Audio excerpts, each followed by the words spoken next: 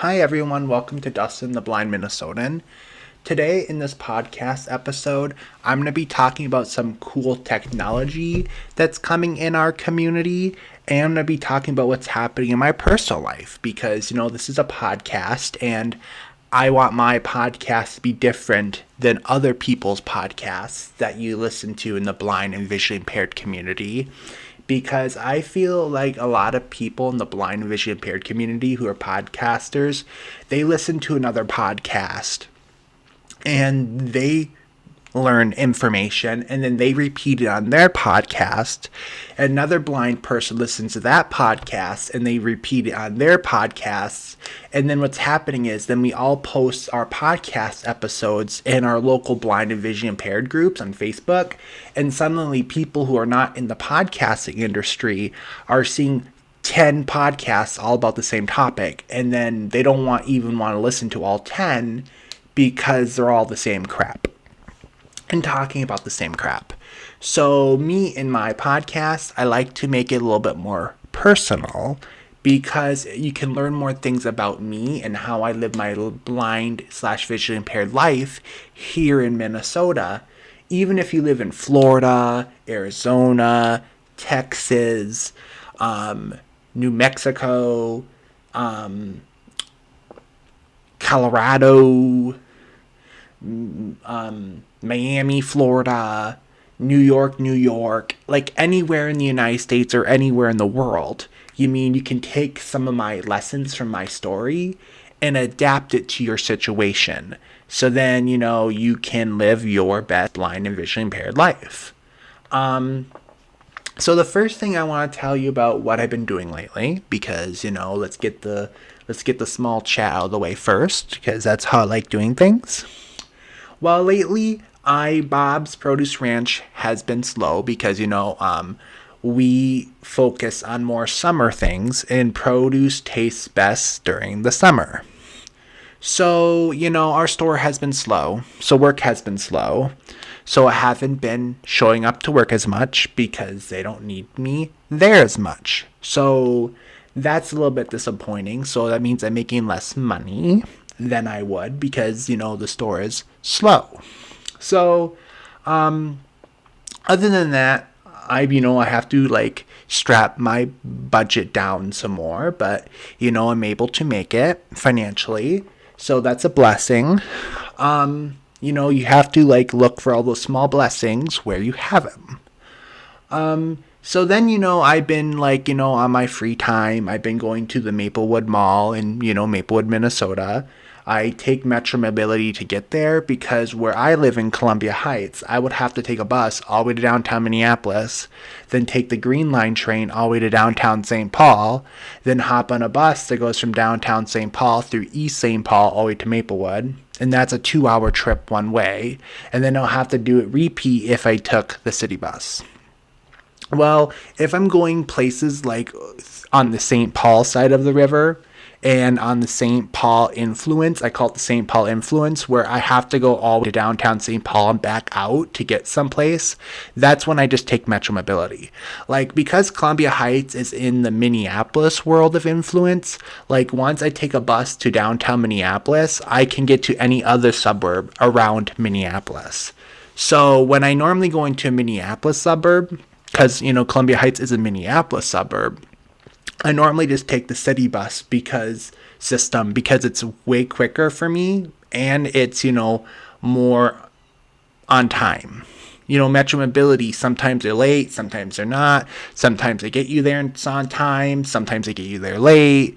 Well, the city bus, is way more reliable. So I use it to get to work and I use it to travel around the Minneapolis metro. But if I'm going to the St. Paul side of the metro, like Woodbury, Maplewood, Roseville, that's when I take Metro Mobility because that's the quickest way for me to get there from the Minneapolis metro. So, so I take Metro Mobility. I take Metro Mobility some places and I take the city bus some places. And they both have their pros and cons, and you as a disabled person just have to figure out which one you like better. I like the city bus better because when they say they're going to show up at 10:30, they might show up at 10:29, or they might show up at 10:35. So but they mostly always show up, and they normally always get me to the place when they tell me they're going to get me there. And also, taking the city bus is cheaper. So I know, okay, my work shift starts at 1. I need to hop on the 11:50 bus at the Columbia Heights Transit Station to be able to get to work by 12:45. So then, I'm a little bit early for work. And then, I'm not going to be late, and I'm not going to be on time either. Because, I'm early. So, I like the city bus when I'm kind of going for work, because when I take it to Metro Mobility, they can be half an hour late, and now I'm half an hour late for work. And it's not as, as good of a service as taking the city bus. So I'm a city bus user as much as possible, and I take Metro Mobility to places where the city bus is not convenient for me to go to. So I go to Maplewood Mall in Maplewood. I went to Roseville, to the Rosedale Center shopping mall, and the last few weeks, get ready for Christmas. And to me, when I go to Rosedale Center, I don't go there for the physical mall itself, because a lot of the issue with Rosedale Center is a lot of the stores there they have are too high end for me. And me, someone who has a fixed income, can't really afford some of those high end stores. But when I take Metro Mobility to the Rosedale Center, I normally go to the strip malls outside of the Rosedale Center in Roseville, because that's where I can find my Total Wine, my Best Buy, my Kohl's, my Macy's, like high-end stores, but not like, like Nordstrom kind of high-end, So, I went to the Rosedale Center, did some Christmas shopping, and then, I went to go see my brother out in Blaine, and then my brother came to see me in Columbia Heights, because, Blaine and Columbia Heights are only 15 minutes away from each other by car if you take Central. It's about 45 minutes if you take the city bus, or 25 minutes if you take Metro Mobility.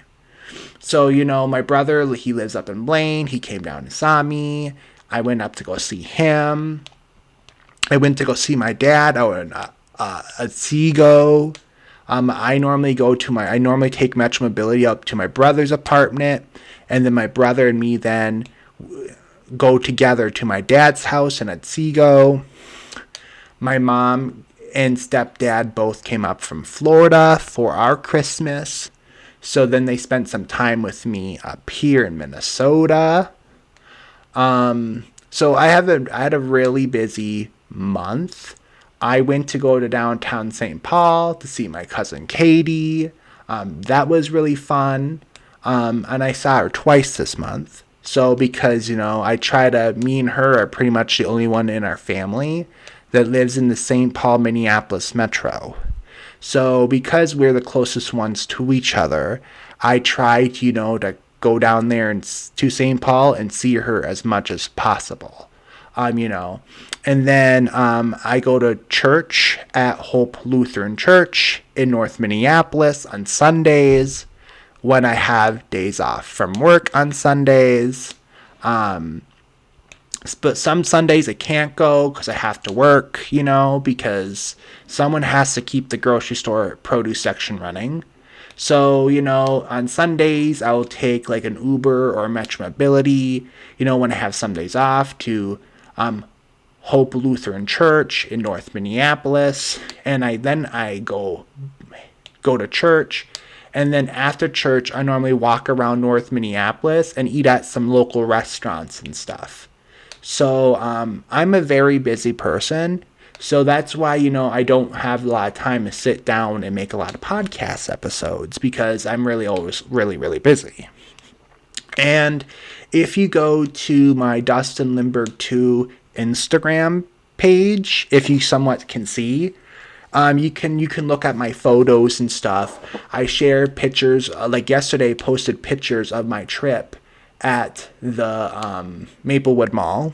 And then I posted my pictures a few weeks ago from my trip to the Rosedale Center Mall. So, I post things on my Instagram so you guys can go there and stalk me and know what I'm up to. And I will tell you kind of buses I take to get there, how I get there, what I got when I shopped there. And I even share some of the restaurants I go to. So if you guys are going to take our bus ride, if you guys live in St. Paul, for example, to Maplewood, you mean to shop at the Maplewood Mall, you kind of know, like, okay, came all this way. Where should I eat? What should I do? You know what I mean? So then you guys are kind of inspired to go out and explore our area. So, because a lot of us are not employed, so a lot of us have a lot of free time that we can go out and, explore and get to know Minnesota better. So I had a very busy month, and next week is almost Christmas. So next week I'm going to be busy with work, going to see my grandma out in Mankato. So I'm going to have to hop on a Jefferson bus and go out to Mankato and then take a Jefferson bus back. So it's going next week. And, I'm going to have to go up to Blaine and for Christmas, real Christmas, and meet up with my brother so he can take me out to my dad's house in Otsego. So, my life's also be very busy, because between work, family obligations and stuff. So some things, I heard about going around in the blind vision impaired community is the new Facebook Meta Ray-Ban smart glasses, or the Meta Ray-Ban smart glasses, or whatever you want to call them. And my advice is to take a Metro Mobility bus or take the A line or whatever city bus that goes to Roseville from your direction to the Roseville Best Buy, because they sell Meta Ray-Ban smart glasses there, or Facebook Meta Ray-Ban smart glasses, whatever you want to call it, because Facebook just try to change your name to Meta just so they can get higher stock options, but everyone still thinks they're Facebook. Good luck with that, Mark Zuckerberg. You're not going to trick us. So these new smart glasses, I heard they're very worth buying for the blind vision impaired community. I listened to so many YouTube videos, so many podcasts about it, and I kind of took a few weeks to come up with my answer for them, because I feel like these big tech companies, they just make products just to trick us that hey we cared about this disabled community, but they truly don't. So I know Facebook is trying to compete against Apple and Google, and they're trying to get to the disabled community first, because if the disabled community embraces the technology and people see disabled people using them, they're going to want to use it too. And then, suddenly, they're going to have millions of people with smart glasses from Facebook/Meta on their face. So, I don't trust big tech companies. I find their programs useful. I like Facebook because that's how I can share my podcast with everyone, my photos, my encouragement posts, you know what I mean? So I like what the services can do, but I don't trust Facebook. And Meta, I don't trust them. So, with my life. So, but I do like their smart glasses because they have Aira on them, and Aira is a paid service, just to let you know, that helps blind vision impaired people travel independently, shop independently. But then you have places like Walmart here in the United States that pay Aira so you can let their user service for free, so more blind and vision impaired people can shop at their stores. And that's a good thing, because I don't agree with all Walmart's values, and I don't agree with all Target's values, because they're big corporate overlords that treat their employees like shit. and they pay us like shit, and they expect us to do it with a smile on our face. But, but I do still like kind of shopping there because, at Target and Walmart, you can get everything you need. And it makes your life easier, even if they treat their employees like shit. But it's one of those things that they just want more money from the blind vision impaired community because we have a lot of money. And with baby boomers getting older and losing their vision, and the baby boomers are one of the wealthiest generations on earth, they want that baby boomer money. So then with baby boomers' eyes getting bad, they can say, look at baby boomers, with your little bad vision, you can still shop at Walmart and blow your money here. So, but in the meantime, us blind vision impaired people can embrace the technology because something that's meant to help the baby boomers is actually going to help us.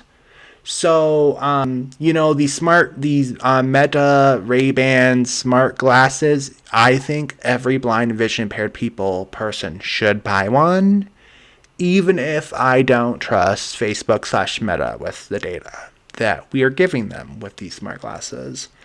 Because it'll give us more independence. So pretend if you're a blind person that lives in downtown St. Paul, you can take Metro Mobility or or bus to your local Walmart in West St. Paul, or like your local Walmart in Roseville, or like your local Walmart in West Maplewood, or your local Walmart in Woodbury. And you take a bus or Metro Mobility there. You can go there, you can shop, put your groceries in a bag with the help of Aira. And then you can take the bus or Metro Mobility back home, and you can get more groceries for your money.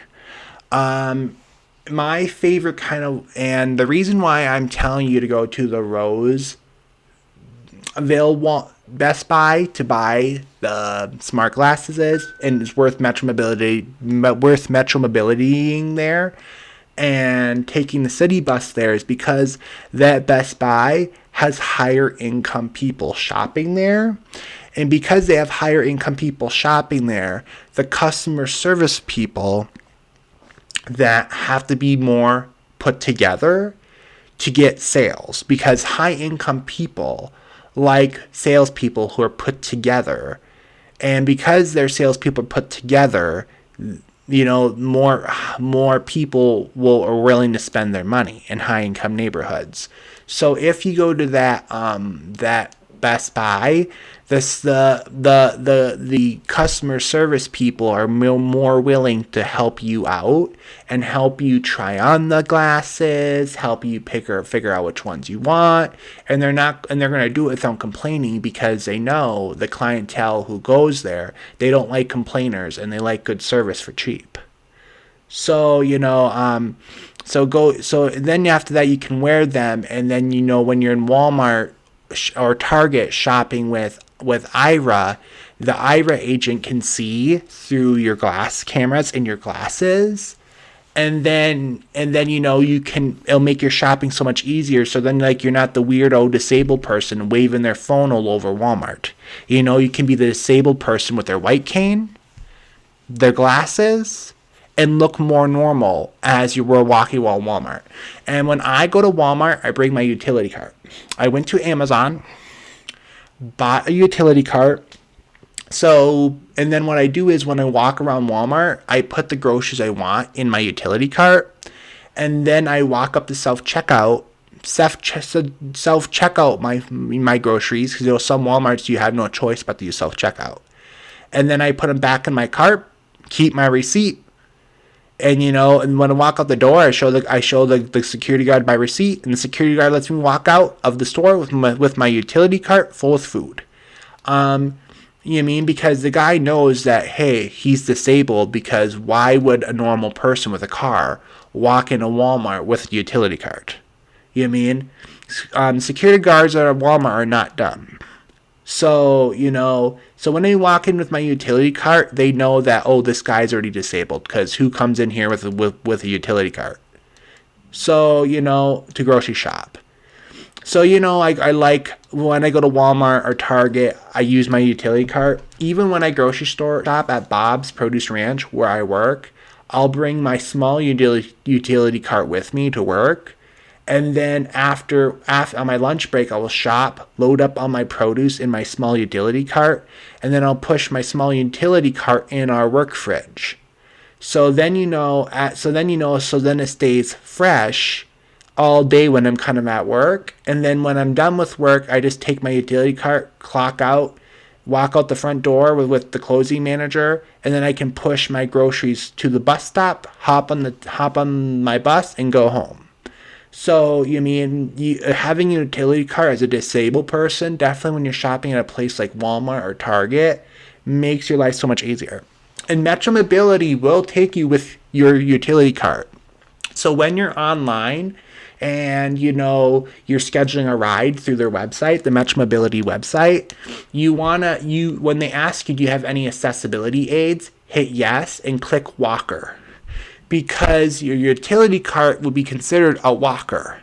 So then when they show up and you have this big utility cart full of groceries, they will lower down the ramp for you, and then you can push that cart onto the ramp. And then, once they put your utility cart on the bus, they'll literally strap it down like they would do with a walker. So then you can bring all your groceries home with you on Metro Mobility with your utility cart. Also, but grocery shopping on the city bus with a utility cart is more difficult, because what's happening is when they lower that ramp, they have you sit right where the wheelchair users normally sit, where the seats that fold up. But the issue then, seniors, of course, get on the bus and stuff. If they get on the bus, now there's no room for you or the senior because you're taking up some of the accessible seating with your utility cart. So, if you're going to do a lot of grocery shopping at Walmart and stuff as a disabled person, I just say use Metro Mobility, because Metro Mobility with a utility cart and bringing food home is way easier than using the city bus. Because the city bus, there's, definitely the 10U or the 10N I take. Those buses are so small, but there's so many riders that the people are literally butt touching, because that's how crammed the bus gets. So, with your utility cart and you're standing on that bus, there's no room really for you to put your big utility cart full of groceries. So, but sometimes when I take the 10N or 10U bus from Walmart in Fridley / Blaine, and I'm taking the bus home when there's no one on the bus, but 2 or 3 people, bringing home groceries from Walmart is fine with my utility cart because it doesn't get in the way. So, but if I know it's going to be a busy weekend at the Northtown Mall, and the bus is going to be really full, I normally just take Metro Mobility to Walmart and then just push my utility cart / walker, they label it as a walker, onto the Metro Mobility bus. So these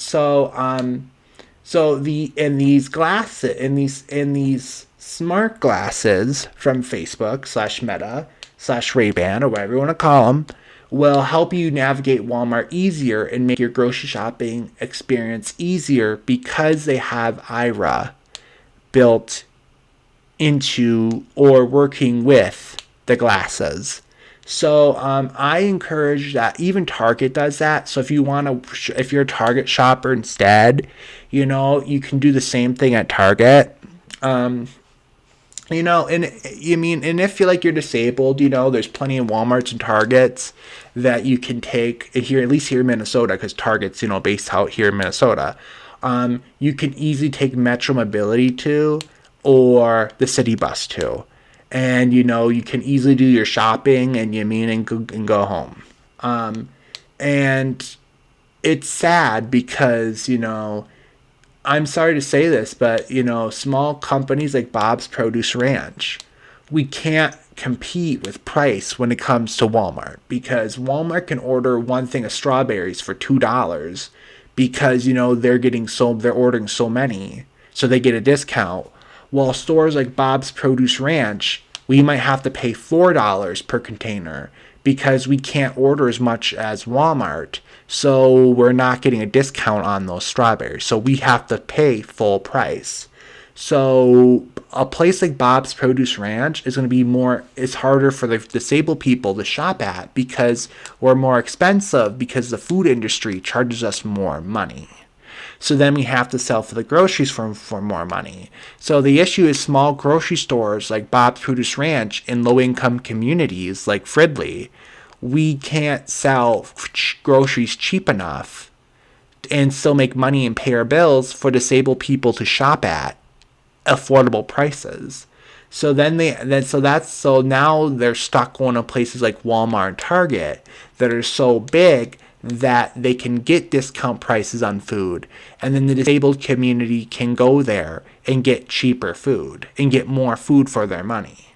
And then because those stores have more money, they can pay for services like Aira that makes shopping there even easier for disabled special income people, giving them more money. So, I'm just saying, go, if you want to get enough money saved, go to the Best Buy in Roseville, or Maple Grove's okay. Maple Grove's also a good city, safe city too, with high income people. Edina and St. Louis Park, those cities, they have a high income, so take the city bus or Metro Mobility out there to those Best Buys and get some smart glasses, you guys. Even if I don't trust Meta/Facebook, sometimes we have to say, F my privacy, I need smart glasses or technology to make my life as a disabled person easier. So, that's how I kind of feel about that, and also if you need help determining what low vision technology you need and stuff as a blind vision impaired person, go to the low vision store in St. Paul. It's right on the Green Line train. So once you get to downtown Minneapolis or downtown St. Paul with the city bus system, boom, you just take the train, to the low vision store. And then, you can talk to those people there and they can help you. That's why the low vision store exists in St. Paul, Minnesota. It's to help blind and visually impaired people like us in our small community, get tools and stuff and figure out what kind of tools they need. So, I don't go there much because I know kind of what I need, because I've been in this community since I was a kid. So, but if you're older and you suddenly starting losing your vision, you want to go to the low vision store and they can help you gain guidance. And the good thing is also, if you take public transportation like the city bus and stuff to downtown St. Paul or downtown Minneapolis and then take the Green Line, you can do so much shopping along the Green Line train because they have a Fresh Thyme Foods, they have a Menards along the Green Line train, they have a Cub Foods along the Green Line train, they have a Sons Foods along the Green Line train, they have a Target along the Green Line train, they have a London Barley's along the Green Line train, they have a bunch of Hmong restaurants along the Green Line train. So so there's a lot. So if you're going to take the city bus and then the Green Line train, there's plenty of things, along the Green Line train to do after, you're done at the low vision store or at State Services for the Blind. So normally when I go down there, I take the 10 to downtown Minneapolis, then I hop on the Green Line train. And then I take the Green Line train to Raymond Station, because that's the one that SSB and the low vision store is next to. And then I go to low vision store or SSB, whatever I need to do. And then I normally then go stop at an Asian restaurant, because St. Paul has a huge Hmong community. Or I stop by Sun Foods, a huge Hmong market, and I go get some really good sushi. So yeah, so long story rant short, go get the Meta Ray-Ban smart glasses or the Facebook smart glasses, whatever you want to call them in your head. Go get them. They'll make your life easier. And also, I want to kind of comment about my opinion about the Uber thing and disabled people with guide dogs being discriminated against by Uber. My opinion by that is that Uber drivers, when they get hired by Uber, need to label if they're guide dog friendly or not. So then Uber can know how many of their drivers are okay with guide dogs and service pets, and how many of their drivers are not. So then they need to have a setting where blind and vision impaired people and people with service animals can say, hey, I'm a user that has a service animal. And so every time that someone books a ride with a service animal through Uber, they'll get connected to someone who has agreed to drive people with service animals. So then they'll no longer be discriminated against because the people who don't want service animals in their cars are not going to be told to go pick up people with service animals. So then those people who have service animals will only be connected to people who are okay with service animals in their car. And so then if Uber realizes, okay, we don't have enough Uber drivers who are okay with service animals, they can hire more Uber drivers with people who are okay with service animals. Then the normal people who take Uber who don't have service animals can have enough drivers. And the disabled people who have service animals can have enough drivers. And then, there'll be a healthy balance. So that's how I kind of feel how Uber and Lyft can solve that problem. But the issue, a lot of disabled people with the Western mindsets are like, these immigrant drivers from third world countries have to accept my dog, no matter what their belief system is, and blah, blah, blah. I'm an American. I can request anything I want. Well, in my opinion, technically they could, because we have the ADA, and the law says, people can't discriminate against even, people can't, no matter what your history with dogs are, no matter how you feel about them, if you're driving a place like Uber, you can't discriminate against service animals. So technically, those people should not be discriminating against people with service animals. I get it. But the issue is, if Uber tries to enforce that rule, they're going to have to fire 75% of their drivers. And then we're not going to have any drivers at all. So my situation is Uber just asks the ones hey, are you okay driving people with disabilities with service animals? And if they agree with that, that means those people then will be kind of forced to pick up people with service animals. So how I feel about that is, that Uber needs to have a setting that, okay, are you willing to drive? And if people say no, they'll just connect them to customers who don't have service animals. And if they say yes, they'll connect them with customers that do have service animals. So that's the solution. It's a simple solution, even if blind and vision impaired people do not want to hear it, because they feel like every driver should be able to take them. But we all know this is America. It's not going to happen that way. So, also a thing to talk about is, I also want to kind of talk about is the Facebook groups. We have in the blind vision impaired community, we have way too many Facebook groups. Because it feels, it's like we have so many damn Facebook groups, it's hard for me to keep track of all the Facebook groups.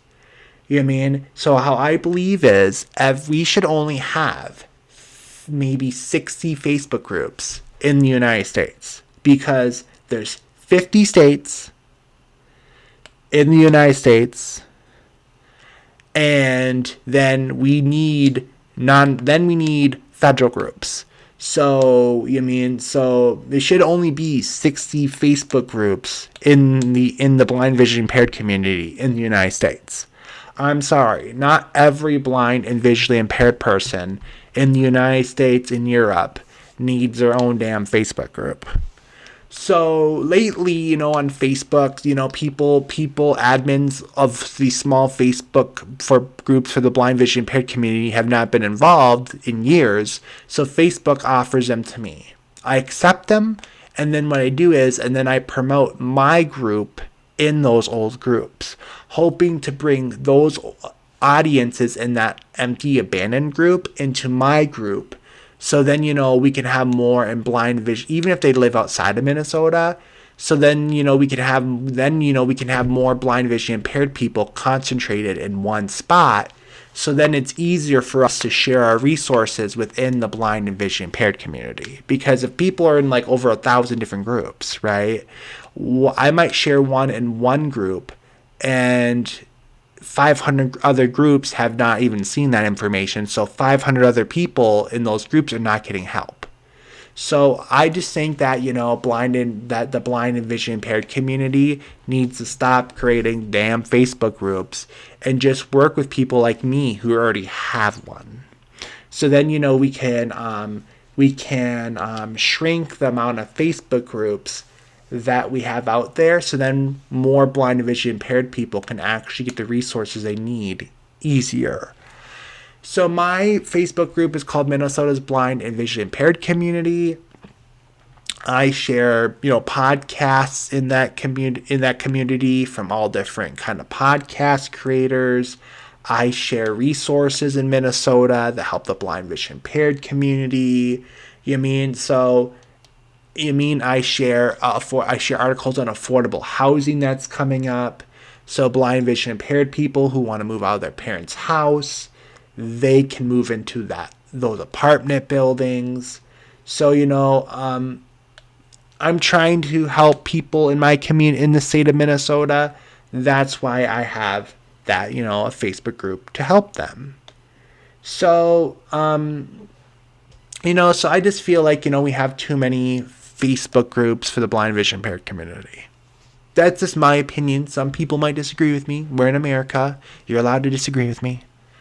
And that's our constitutional right. And embrace your constitutional rights, people. So, and then, I just, and when we're on this topic, that Minnesota needs more, low-income housing. We just do.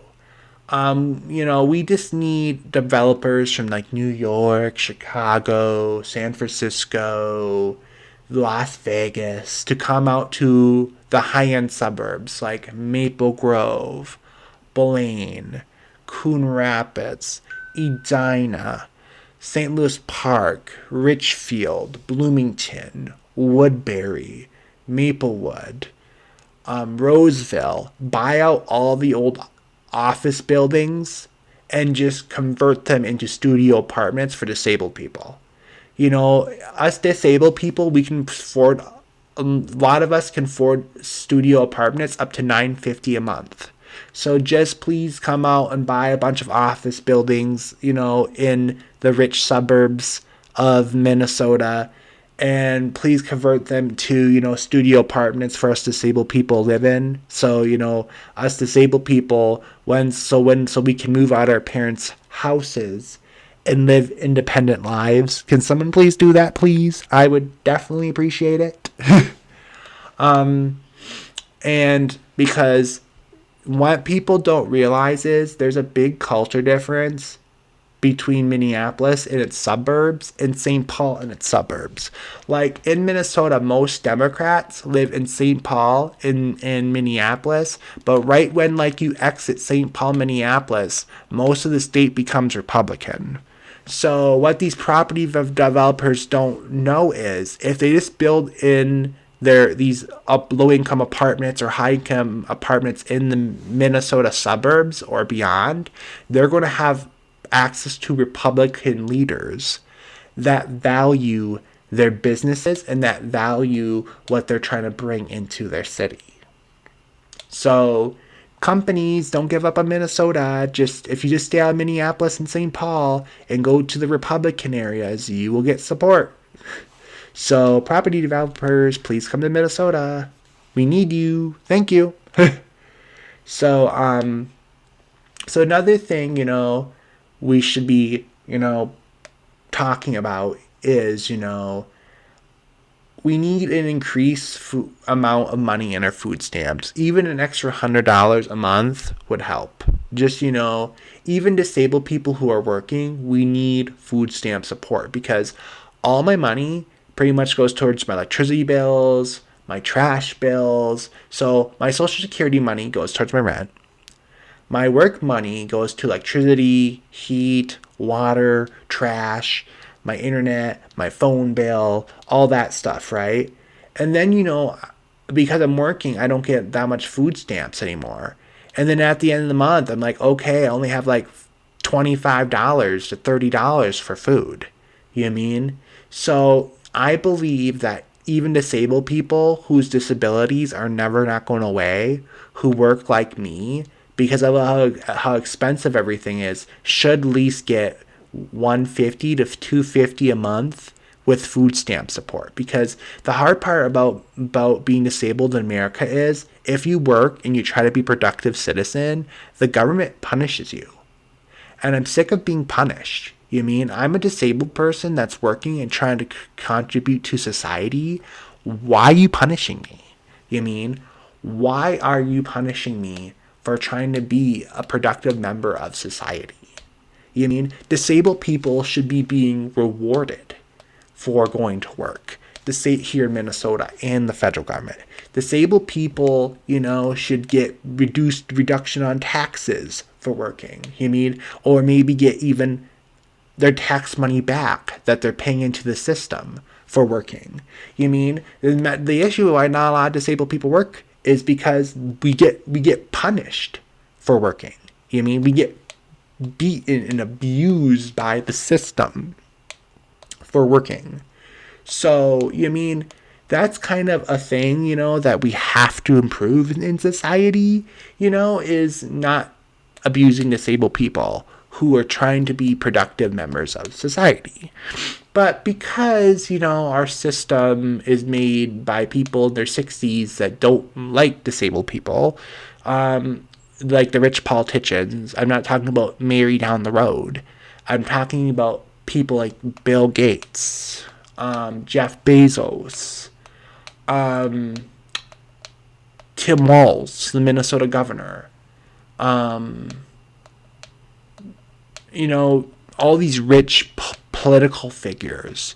They don't know anyone's disabled. They don't trust disabled people. They don't like disabled people. So the system doesn't change. So, so we need to stop punishing disabled people like me, like Aaron Richmond, who runs Aaron's Opinion, Jeff Thompson, who runs Blind Abilities, Anita, who runs Sightless Living. We need to stop punishing disabled people that work. So, well, guys, this is what I have to say in this podcast episode. I hope you guys have a good day. Bye-bye.